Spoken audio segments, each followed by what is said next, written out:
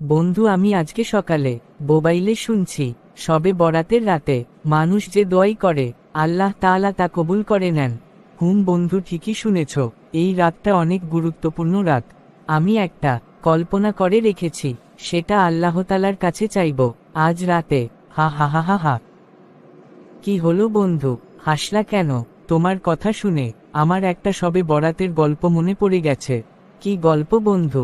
গল্পটা হলো এরকম যে দুই ব্যক্তি শুনতে পেয়েছিল যে শবে বরাতের রাতে যে দোয়াই করা হয় তা কবুল হয়। সুতরাং দুজনে একটি মাটির চাক্কা নিয়ে বসে গেল। মাটির চাক্কাটি একটি রুমালে দিয়ে ঢেকে নিল। তারপর দোয়া করতে লাগলো, হে আল্লাহ, আমরা গরিব মানুষ, এই মাটির চাক্কাটি যেন সোনার হয়ে যায়। হে আল্লাহ, আমি শুনেছি শবে বরাতের রাতে তুমি দোয়া কবুল করে থাকো। আজ শবে বরাত, সুতরাং আমাদেরকে বঞ্চিত করিও না।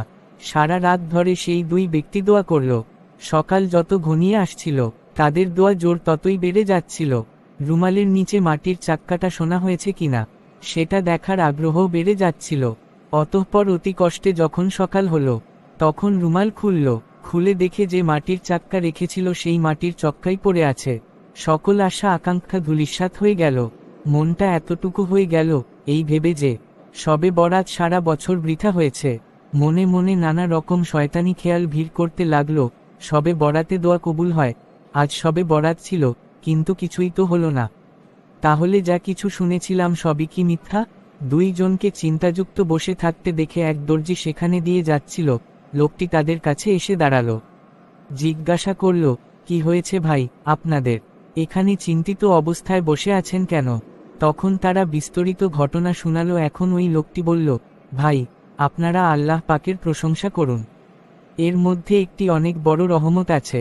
আল্লাহ পাক আপনাদের দোয়া কবুল করেছেন, আপনাদের ঈমান রক্ষা করেছেন।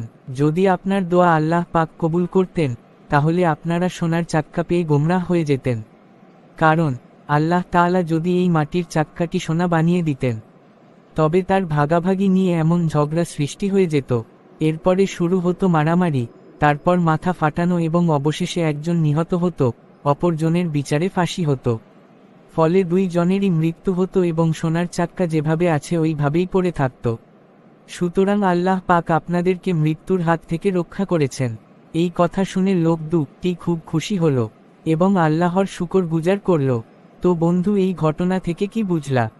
বন্ধু, অনেক কিছুই বুঝলাম তোমার ঘটনা থেকে। এই সবে বরাতের রাতে আমার মতো যারা ভেবে রেখেছ আল্লাহ তাআলার কাছে এটা চাইবা ওইটা চাইবা, চাও, তাতে কোন সমস্যা নেই। কারণ আল্লাহ তাআলা আমাদের দেওয়ার জন্যই প্রস্তুত থাকেন। কিন্তু আল্লাহ তাআলা জানেন আমাদের কোনটা পেলে ভালো হবে আর কোনটা পেলে আমাদের ক্ষতি হবে।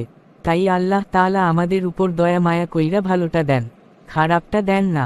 আজ শবে বরাতের রাতে আমারও যাওয়া হলো। আমার দোয়ার মধ্য থেকে যে দোয়াটা কবুল হলে আমার ভালো হবে, সেই দোয়াটাই যেন আল্লাহ তাআলা কবুল করে নেন। আমিন।